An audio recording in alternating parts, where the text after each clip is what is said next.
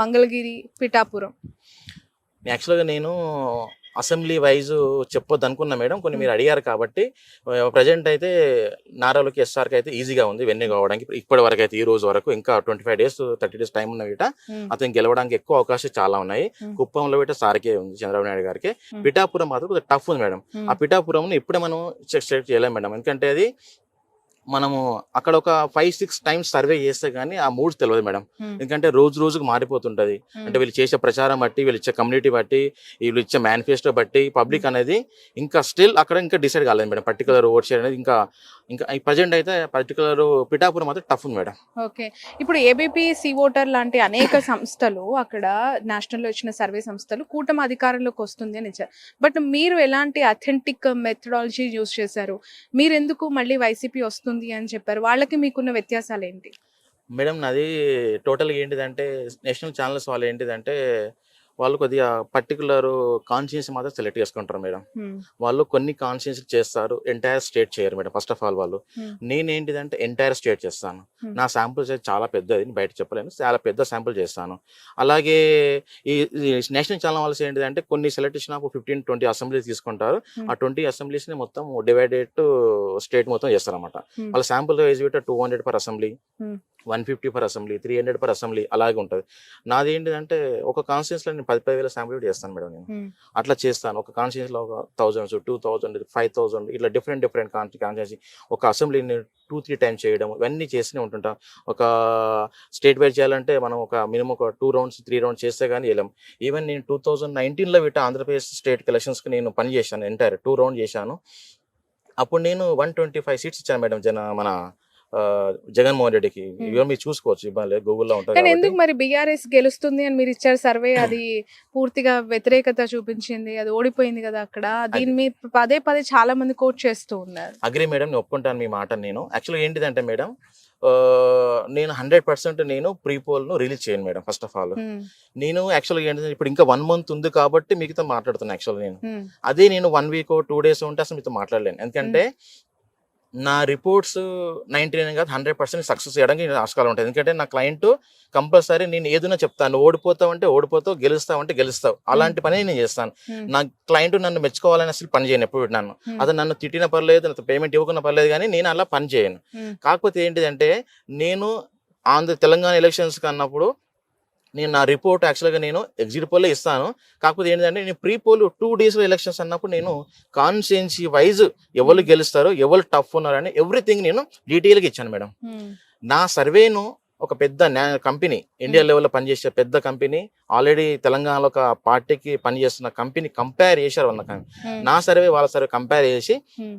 ఎక్కడైతే టఫ్ ఉన్నదో అక్కడ వాళ్ళు ఫుల్ పేజ్గా పనిచేసిండ్రు. హ్మ్. ఎవరైతే గెలుస్తాం అనుకున్నారు బీఆర్ఎస్ వాళ్ళు అంతా సైలెన్స్గా ఉన్నారు. హ్మ్. వాళ్ళు అపోజిషన్ వాళ్ళు అంతా వాళ్ళు మంచిగా పని చేసుకొని ఆ 2 డేస్లో మొత్తం మారిపోయింది మేడం. హ్మ్. ఎక్కడైతే నేను ఒక 25 ఇస్తాను సీట్స్, అవి టఫ్ ఉన్నాయని నా సర్వే వాళ్ళ సర్వే సేమ్ కంపేర్ చేసుకుంటే నా సర్వేకి వాళ్ళ సర్వే పర్ఫెక్ట్ ఉంది. నాకు కూడా వచ్చింది రిపోర్ట్ కాబట్టి చెప్తున్నాను. హ్మ్. వాళ్ళు బీఆర్ఎస్ వాళ్ళు ఏమో గెలుస్తామన్న కాన్ఫిడెన్స్లో వీళ్ళకుండే ఓవర్ హ్మ్. కాన్ఫిడెన్స్, వాళ్ళకేమో కంపల్సరీ గెలవము, నాకన్నా చెప్తే కరెక్ట్గా ఉంటుంది అని హ్మ్. చెప్పి కాన్ఫిడెన్స్ తోటి వాళ్ళు మంచిగా పని చేసుకున్నారు. ఈవెన్ ఎలక్షన్ డే వరకు కూడా పని చేసుకున్నారు. ఓకే. దానివల్ల నా సర్వే కొద్దిగా అక్కడిక్కడ వేయడం కారణం పెట్టి అది మేడం ఓకే. 100%. రైట్. ఈవెన్ హ్మ్.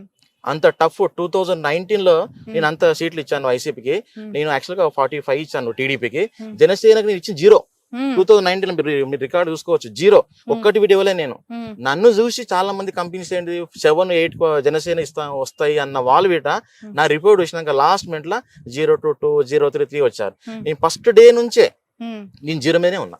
ఓకే. ఆ గెలిచిన పర్సన్ వీట 200 ఓటుతో గెలిచిండు. ఇప్పుడు 21 సో మంది అభ్యర్థుల్లో జనసేన ఎన్ని గెలొచ్చే అవకాశం ఉందంటారు? ఒక ఫిగర్.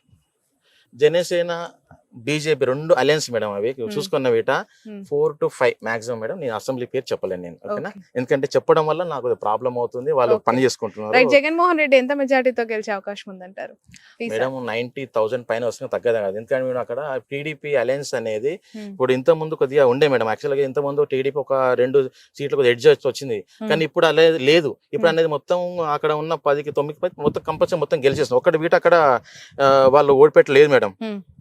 మొత్తం ఓవరాల్ గా. Hmm. ఇప్పుడు ఈవెన్ ఇక్కడ నెల్లూరులో పనిచేస్తున్నాను నేను. నెల్లూరులో Hmm. ఇది ఒక 1 month బ్యాక్ ఒక టీడీపీ ఎడ్జిలా అన్న ఫీలింగ్ ఉండే మేడం యాక్చువల్ గా. Hmm. అంటే ఇక్కడ వచ్చే select of candidates important madam. Hmm. ఏదన్నా కాన్స్టిట్యున్సీ గెలవాలి అంటే Hmm. అక్కడ క్యాండిడేట్ సెలెక్షన్ అండ్ ఎవరైతే ఎంపీ క్యాండిడేట్ కానీ ఎమ్మెల్యే క్యాండిడేట్ కానీ వాళ్ళకి సెలెక్షన్ ఆఫ్ క్యాండిడేట్ కరెక్ట్ గా ఇచ్చారు కాబట్టి కొన్ని సీట్లు ఓడిపోయే సీట్లు వీట వైసీపీ అనేది గెలవడానికి అవకాశం ఎక్కువ వచ్చేసింది మేడం. మెయిన్లీ ఇది ఒకటి.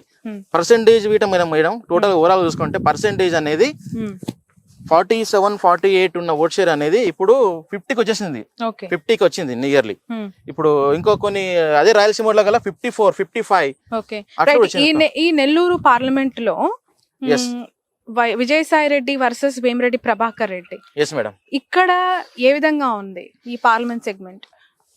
మేడం ఇక్కడ నేను చాలా పెద్ద పని చేశాను మేడం. యాక్చువల్ గా నేను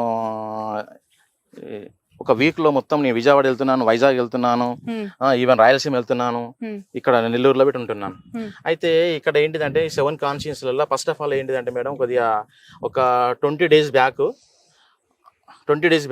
ఎట్లుండే అంటే కొద్దిగా టీడీపీకి 2-3 అసెంబ్లీలు గెలుస్తాయి అన్న ఫీలింగ్లు ఉండే మేడం. 2 నుంచి 3 అసెంబ్లీలు. కానీ ప్రజెంట్ సినారియో ఈ రోజు ఎలక్షన్ జరిగిన వీట 7 కాన్స్టిట్యున్సీస్ అనేది 100% వైఎస్ఆర్సీ మాత్రం గెలుస్తుంది మేడం ఇక్కడ. ఎందుకంటే కంపేర్ టు లాస్ట్ 25 days ఈ ప్రజెంట్ సర్వే చూసుకుంటే మొత్తం ఓట్ షేర్ అనేది వైఎస్ఆర్సీపీ ఓట్ పెరిగిపోయింది. ఎమ్మెల్యే క్యాండిడేట్ ఓకేనగా ఎంపీ క్యాండిడేట్ విజయసాయి రెడ్డిని ఇక్కడ దించడం వల్ల ఆ పర్టికులర్ కాన్స్టిట్యున్సీ యొక్క వాల్యూ పెరిగిపోయింది. సపోజ్ విజయసాయి రెడ్డి కాకుండా వేరే వాళ్ళు వస్తే మాకు కొద్దిగా ఇబ్బంది ఉండే మేడం ఇక్కడ.